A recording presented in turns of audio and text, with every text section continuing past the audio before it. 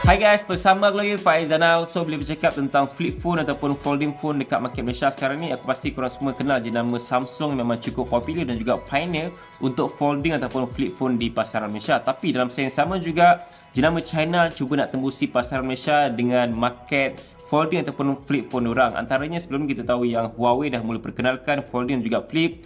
Honor dengan Honor Magic VS2 folding phone pertama untuk market Malaysia, and then kita ada Oppo iaitu Find and to Flip. Dan yang paling terbaru, Vivo pula bawa masuk diorang punya folding phone dan juga flip phone. Dan dekat depan aku sekarang ni adalah Vivo X Flip. Simple je nama dia kan, tak perlu nak panjang-panjang sangat. Sebelum aku nak mulakan video kali ni, aku nak jujur dengan korang semua bahawa aku bukannya fan untuk flip phone. Aku lebih kepada folding phone sebab bagi aku fundamental untuk flip ataupun folding ni adalah dia memberikan kelebihan untuk korang sama ada nakkan phone dengan size screen yang lebih besar daripada apa yang korang gunakan sekarang ni, ataupun korang nakkan size screen yang sedia ada tapi korang boleh bawa dengan size yang lebih compact ataupun kecil macam ni. So itulah antara perbezaan folding phone dan juga flip phone. So kalau flip, dia akan jadi macam ni tau. So phone ni akan lebih compact dan juga kecil. Which is kalau kita buka, size dia sama je macam phone yang kita gunakan sekarang ni. Tapi kalau folding phone dia berbeza tau.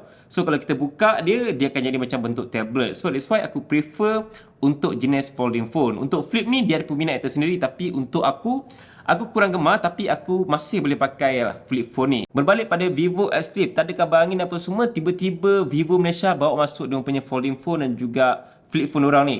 Dan harga untuk X Flip ni adalah 3999, which is sama harga macam Oppo Find and to Flip. Sangat kompetitif dengan dia punya spesifikasi hardware dan juga software dia.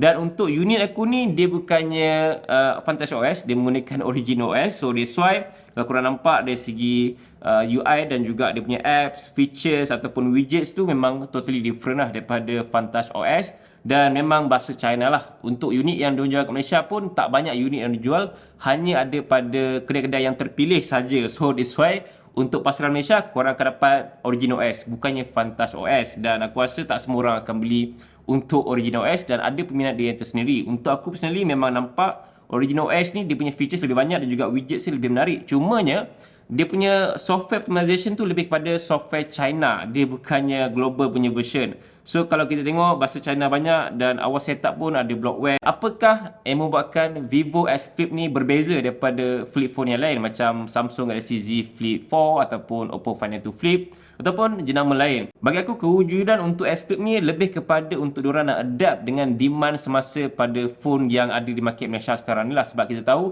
phone biasa dah mula kita rasa bosan dan juga mungkin ada yang mula mencari flip phone macam ni ataupun folding phone macam Vivo X Fold 2 yang diorang bawa masuk Malaysia juga. And then flip ni adalah salah satu pilihan yang korang boleh dapatkan di pasaran Malaysia selain daripada Samsung Galaxy Z Flip 4 ataupun Oppo Find and to Flip. And spesifikasi dia memang top notch, lebih kurang je macam pesaing dia lain, menggunakan chip Snapdragon 8 Plus Gen 1 and then 12GB RAM dan juga 256GB ROM. Untuk harga macam tu dah good enough bagi performance dia bagi sebuah flip phone actually. Pertama sekali, apa yang membuatkan Vivo X Flip ni deal breaker kalau dibandingkan dengan Z Flip 4 adalah dia punya hardware. Of course, dia lebih kurang macam Oppo Find and to Flip, tapi yang ni versi Vivo. So, untuk bahagian hinge dia memang tak ada gap yang korang boleh nampak antara screen to screen. And then dia punya bahagian clip dekat tengah screen pun tak rasa sangat. Aku boleh katakan dia boleh disorotkan kalau korang tengok dalam angle yang biasa kita tengok smartphone. Unless kalau korang pergi ke bahagian tepi phone sikit, dia akan nampak sama-sama lah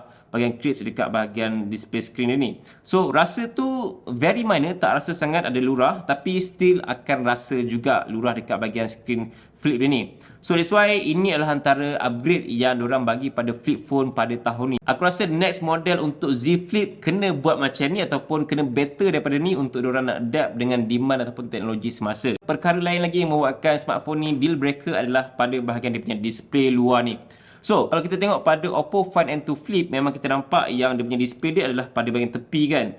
Yang ni, dia ubah dekat bahagian atas yang aku rasa lebih praktikal dan juga lebih mudah untuk aku nak tengok display dia kalau compare tu bahagian portrait ni. Ini yang menarik dengan Vivo X Flip adalah bahagian animation dia dan juga apa yang kita boleh buat. Sebenarnya aku rasa still ada limitation lah kalau kita tengok pada Vivo X Flip kalau kita nak bandingkan dengan Motorola Razr 40 Ultra baru tu kan. So, dia punya display screen lebih besar.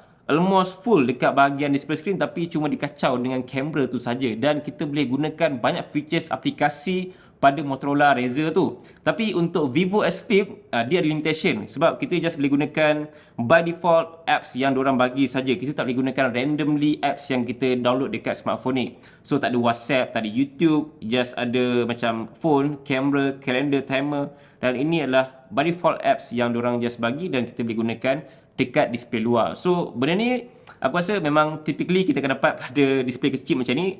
Memang limitation dia, tapi at least ada juga bantuan dia untuk at least kita nak buat call instantly, kita nak ambil gambar dengan kamera dia. Dan actually untuk kamera dia, kalau korang ambil gambar macam ni, landscape, memang dia punya outcome adalah landscape. Untuk korang nak ambil gambar yang style portrait ataupun menegak, korang nak kena pusing dia punya display luar macam ni, baru dia akan ambil gambar secara menegak. And actually memang diorang ada collaboration dengan Zeiss untuk S Flip ni, so that's why ada chop Zeiss. Kamera utama dia menggunakan 50 MP dan juga ada 12 MP ultrawide dengan rakaman video sehingga 4K 30fps. Manakala untuk selfie kamera belah dalam dia adalah 32 MP. So memang cukup besar, dan aku rasa ini satu-satunya flip phone yang mempunyai bateri yang cukup besar, iaitu 4400 mAh. So lebih besar berbanding dengan Oppo Find N2 Flip, berbanding dengan Motorola ataupun berbanding dengan Samsung Flip. So that's why ini adalah antara deal breaker yang Vivo cuba bawakan pada X Flip diorang terbaru ni, dan bagi sekali dengan fast charger 44W. Cumanya satu kekurangan yang paling nyata sekali dengan smartphone ni adalah diorang tak bagi stereo speaker tau. So hanya ada mono speaker punya setup saja pada yang bawah ni. So ini salah satu kekurangan yang cukup besar untuk phone yang jenis flagship dengan harga dah cecah RM4,000. Aku questioning juga kenapa Vivo tak letakkan at least stereo speaker untuk phone yang dah berharga RM4,000 ni kan. Walaupun digunakan mono speaker, speaker dia cukup sedap dan juga cukup kuat tau untuk phone yang menggunakan mono speaker, satu speaker saja. So kat sini aku rasa diorang ada buat something lah dengan speaker dia supaya kita rasa macam dia gunakan dua speaker, tapi sebenarnya satu speaker saja. Cuma kalau kita gunakan dalam mode landscape macam ni, baru kita perasan bahawa speaker dia hanya keluar daripada bahagian bawah ni saja. Mode flip macam ni, aku tak rasa pun dia macam gunakan satu speaker, tapi aku rasa macam dia gunakan dua speaker. Tapi bila pegang landscape, baru kita tahu bahawa phone ni hakikatnya adalah satu speaker saja. In terms of UI dia yang kita boleh adjust, iaitu flex mode. So flex mode ni akan membolehkan kalau kita folding macam ni dekat contoh YouTube, folding, dan dia akan keluar bahagian bawah ni. So bahagian bawah ni kita boleh adjust sama ada nak keluarkan cursor macam touchpad ni. Nampak ada touchpad, dan boleh adjust volume kat sini. And then boleh screenshot, boleh pergi ke control panel, notification, dan juga kita boleh exit bahagian flex mode ni. Pendapat aku dengan flex mode ni memang good to have untuk smartphone yang jenis folding macam ni, tapi aku rasa dia kurang sesuai untuk flip phone, manakala size screen dia akan lebih kecil berbanding dengan size screen yang biasa. So that's why aku prefer flex mode ni pada folding phone yang bersaiz screen lebih besar, untuk kita ada kawalan yang lebih banyak lah. So kalau macam size screen yang kecil ni macam susah sikit nak control, dan juga display dia tu kecil kan. So that's why aku tak prefer pada flip phone, and aku akan disable je semua dekat bahagian apps yang aku nak gunakan macam biasa. Other than that, kita juga boleh adjust dia punya bahagian secondary screen dekat bahagian depan tu, jenis display apa yang korang nak dia paparkan. So kat sini ada animation kucing yang memang sangat comel, dan juga aku rasa smooth gila dia punya animation tu. Selain daripada tu, ada juga style yang lain korang boleh pilih dekat bahagian sini, dan aku rasa yang paling aku suka sekali adalah animation anjing ataupun kucing tadi tu lah. Dan korang juga boleh letak gambar korang dekat bahagian secondary screen. So kalau aku apply ni and tutup, dia akan keluar gambar aku lah. And kat sini kita boleh instantly buka bahagian kamera, and then instantly untuk nak makeup pun kita boleh gunakan dekat bahagian features makeup ni untuk perempuan kat luar sana kalau nak makeup. And lagi mudah kalau kita buka jenis flip macam ni lah, nak makeup, itu lagi senang lah untuk nak tengok kan, dah macam makeup betul lah. So fundamental untuk flip phone ni bagi aku untuk orang yang mencari smartphone yang boleh dikecilkan dan juga mudah untuk bawa ke mana saja. So itulah tujuan flip phone ni sebenarnya. Dia bukannya untuk orang yang nakkan phone dengan specs yang padu-padu sangat, sebab aku rasa specs dia tidaklah sepower macam phone yang harga macam ni RM4,000 tapi lebih power lagi sebenarnya ada. Tapi untuk flip phone, dia sebenarnya jual screen display ni dalam 6.74 inci, refresh rate 120Hz dan juga LTPO AMOLED. Untuk bahagian skrin luar dia menggunakan AMOLED display juga 60Hz dan juga bersaiz 3 inci. Kecil sikit je daripada Oppo Find N2 Flip punya skrin luar tu. Tapi aku still prefer lah positioning untuk display skrin luar dia kalau nak bandingkan dengan Oppo Find N2 Flip. Dan dari segi feels untuk pegang smartphone ni memang rasa solid. Dan dia tak boxy sangat tau. Dia adalah macam Samsung Galaxy S23 series punya feels. Dia ada boxy shape sikit tapi dia more to curvy lah kat bahagian hujung-hujung framing dia ni kan. So that's why dia tak macam Oppo Find N2 Flip tau. Dia still ada identiti Vivo lagi untuk bahagian kamera dia. Nampak ini memang Vivo punya iconic design.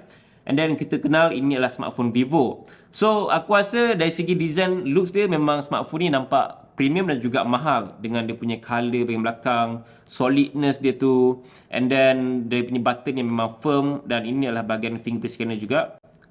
Untuk feels tutup buka dia rasa ketat sikit. Tapi dalam masa yang sama, kita rasa yakin lah dengan skrin dia. Tak rasa macam fragile sangat aku rasa untuk bahagian display skrin dia. Walaupun ialah dia flip phone kan. And then bila dah kecil macam ni, mudah bawa ke mana saja. Untuk korang semua yang meminati flip phone, kenapa korang nak beli flip phone? Kenapa bukannya folding phone ataupun smartphone yang biasa? Sebab harga dia bukannya murah tau, RM4,000. Cuba korang kongsikan pendapat korang, kenapa nak beli flip phone? Adakah disebabkan oleh dia punya sizing yang lebih kecil kalau kita buat macam ni, ataupun disebabkan oleh teknologi baru dari segi display dia?